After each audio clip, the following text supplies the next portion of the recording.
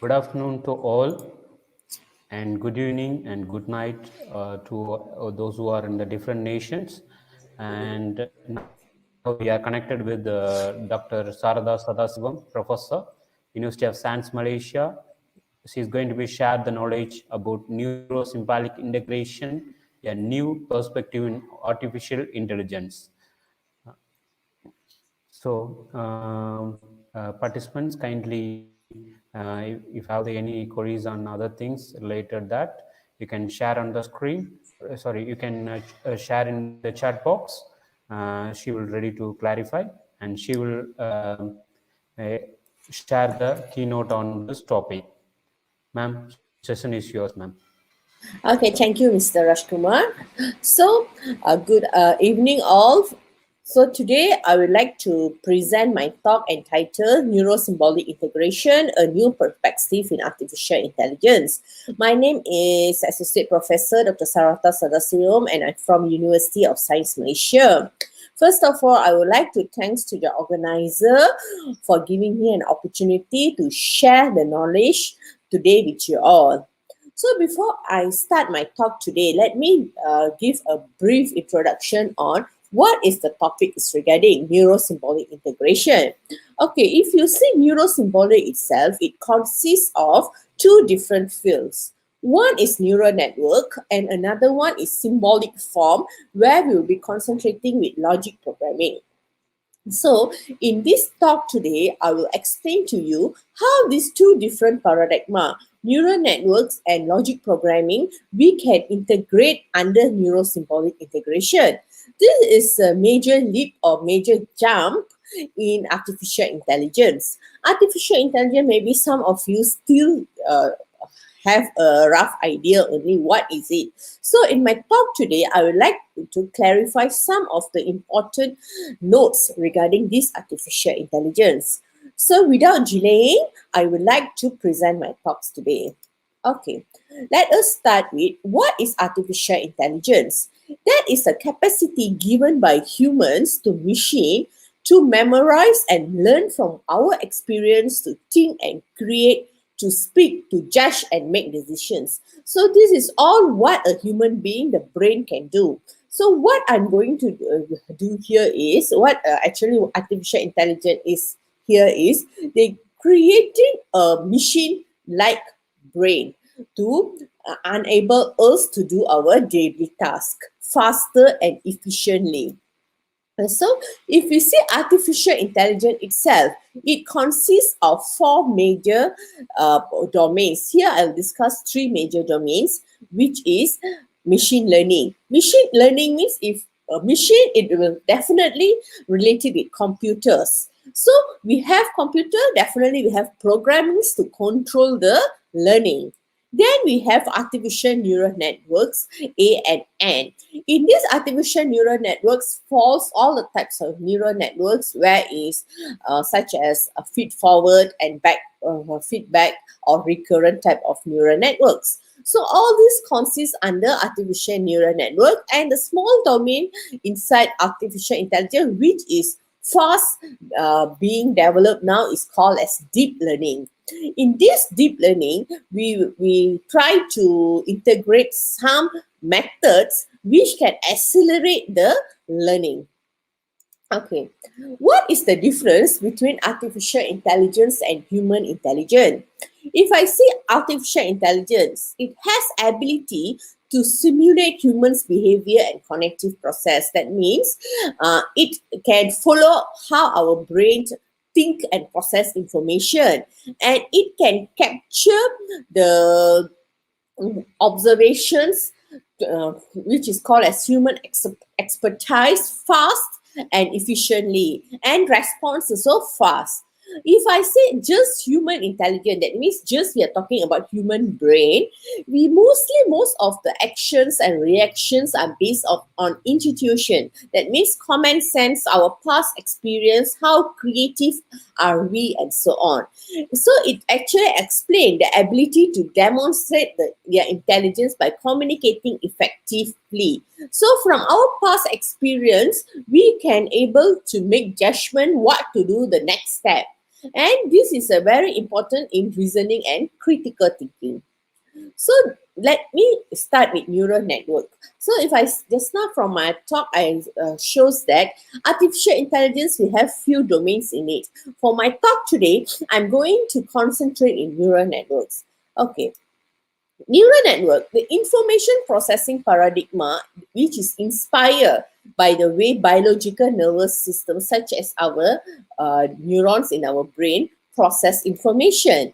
It have a large number of highly interconnected processing elements that operates in parallel. That means it work together. So these are few pioneers in artificial intelligence neural network, which has created idea of neural networks. Warren McCullough, what he did, he is the one who proposed the idea of neurons, how our brain can be resembled by a neural network. He talked about this idea in his paper of logical calculus of the ideas immanent in neural activity. Actually, this paper is the root for neural network. Then Walter Pitts, what he did, just now McCullough, he just discussed about one neuron, but Walter Pitts tried to discuss what will happen if got connectivities of neurons. That means a lot of neurons are connected through perceptron. Now we call it as a perceptron. So he has improved the model which has been introduced by McCullough. And finally, Frank Rosenblatt is introduced the perceptron in is a type of neural network, and he explained how it works. Okay, so this is just a rough idea, one of the usage of neural network. Here I can see I have an original picture of a bunny and Chips and Dale.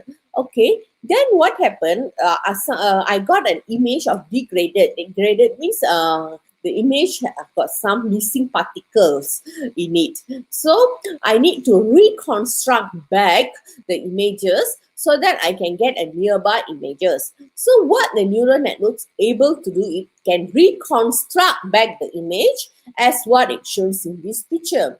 This is one of the ability of neural network in pattern recognition. Okay, let us move to neural network. A simple neural network consists of three main layers: input layer, hidden layer, and output layer. Input nodes constitutes the input layer, hidden nodes constitutes the hidden layer, and finally the output nodes constitutes the output layer. When signal is presented at the input layer, it will be processed through the hidden layer and we will get the output. Okay, for example, in our brain, for example, I think of in our brain, what happened? Suddenly, a person knee jerk. Okay, why is the knee jerk? Because of the pain, right? For example, if I bring a hammer near the knee and I knock the knee, what happened? The person will jerk the knee. That means take away the knee. Why he do it? That is what is reflex action is.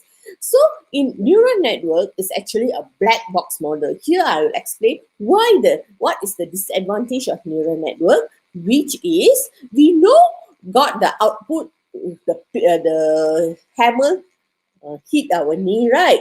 And suddenly we take away the knee jerk, right? But we don't know why we do it, how fast we can do it, and what is the brain, how the brain process the informations.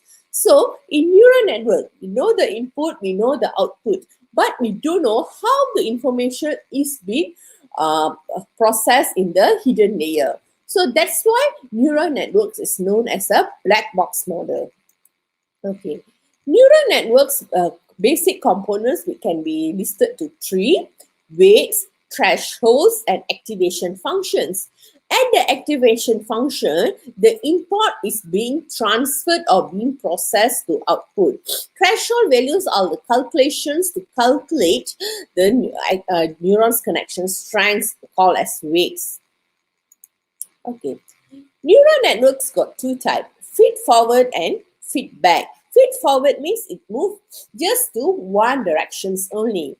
Meanwhile, feedback or recurrent networks mean the output is fed again to the input. That means it's been processed again. So here I list down some of the examples of feed forward and feedback. Feed forward, single layer perceptron, multi-layer perceptron, radial basis function nets. Meanwhile, for feedback or recurrent, we have competitive network coherence, SOM means self-organizing map, Hotfield Network, and adaptive resonance theory models. In my work, I concentrate on Hotfield Network and RBF networks. Okay. So let us see artificial neural networks, where it has is being implemented. For example, this is just some examples only. There are plenty of applications of neural networks, such as handwritten recognition, traveling salesman problem, image compression, and stock exchange prediction. Here, I will show you how neural network is being used in fingerprint detection later in my talk. So now I will explain to you what is the future of fingerprints and how it will be implemented in neural networks. For example, you go to the bank. What they will do to make any transfer or anything transactions, they will ask you to scan your fingerprints. But how your fingerprints is being matched in the bank or data, which consists of millions of fingerprints. So this is what will happen. And another thing, if your fingerprint is got dirt, your finger got dirt, for example, oil, sand, or some people, old people, right, 70 years old above, their fingerprints being faded really. So how they are reconstructing back the image? By using techniques of neural networks. So let us look at it. Okay, fingerprints. Why we use fingerprints? Because each of us have a different patterns of fingerprints. There is nobody have a light fingerprints. So that's why for security reasons, fingerprint has been chosen as the best choice for security. Okay. So what we do here, when you go to the bank, first image acquisition. That means you need to put your hand in on the type of screen or a modem like that to read your fingerprints. And then what happened is age detection and thinning. That means they take away all the missing images. Missing means the images also being taken out, and they enhance. That means they upgrade the image. Then they will extract few important points inside your fingerprints. Okay, and then these few points will use to classify your fingerprints. Okay. So after your image is captured, noise is removed using edge. And this is what I was telling you. So here is what is your fingerprint, right? You see the line is very thick. It's not that neat. So what they do is they make it thinner and lighter and more precise. This is called extracted ridges. Ridges means all this line. Okay. Then they make it some more thin. Okay, by remove isolated as well as surrounded pixel, break the connectedness.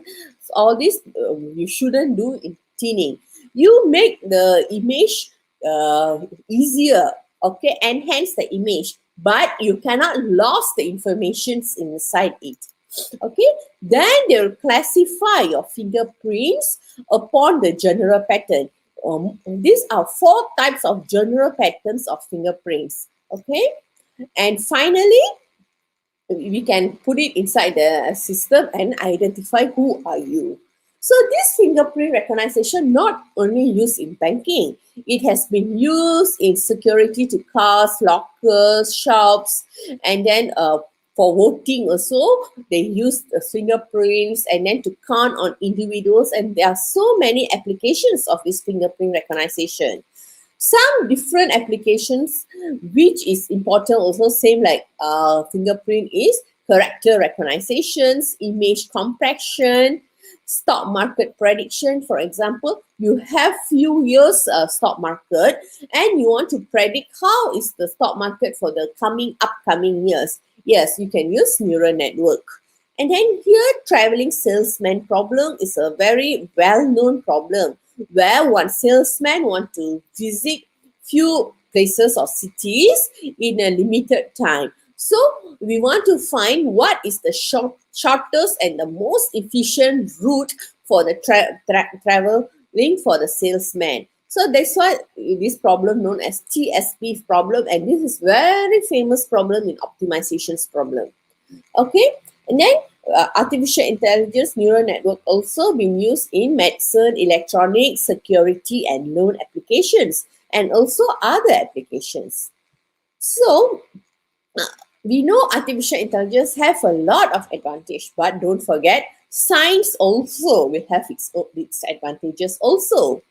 So here I explain the advantage and disadvantage of artificial neural networks. If I see the advantage, speed, yes, we can do our work speed more efficiently. We can able to handle incomplete data. For example, just now I said fingerprint, some of your fingerprint get dirt, missing, and so on, but you still can reconstruct it back. There are fault tolerance and fast and robust. But the disadvantage is it need a large dimensionality. You see, a lot of processor, we need a large of inputs dimensionality to get more efficient results. And sometimes even the input data is not reasonable. Also, you will be able to get the output. That is one of the major disadvantage of ANN, and they are not scalable. Okay, for example, now you train the data for limited data, so you can use data to work on limited data. So if you want different scale, you have to do it again. So what people do, they integrate with logic programming. That is a symbolic form. So this logic programming actually consists of program clauses and activated by initial goal statement. It actually describes what is the relationship about propositions and assumptions and conclusions. For example, one morning I see my grass get wet. So there are some possibilities how the grass can get wet. For example, it rains, somebody pour water, and so on. So I want to see what are the logical reasonings for the grass to get wet. So this one I can program by using logic programming. So as what I said, this is the importance of logic programming, to know the pattern between the assumptions and conclusions. This one also have advantage. When I say logic program, sure it cannot run away from programming. Because of that, we need some difficult algorithms, branching and looping, and also time consuming. So when you do programming, if a one bracket miss also, the program cannot run. So this is the major disadvantage of logic programming. So what people do here, researchers do here, they try to integrate these neural networks with logic programming. This is known as neuro-symbolic integrations. This is what is my major research on. So in neuro-symbolic integration, I integrate neural networks with logic programming so that I can integrate the learning capacity of neural networks with the reasoning capacity of logic. So when the two big advantage being integrated, the disadvantage can be lesser.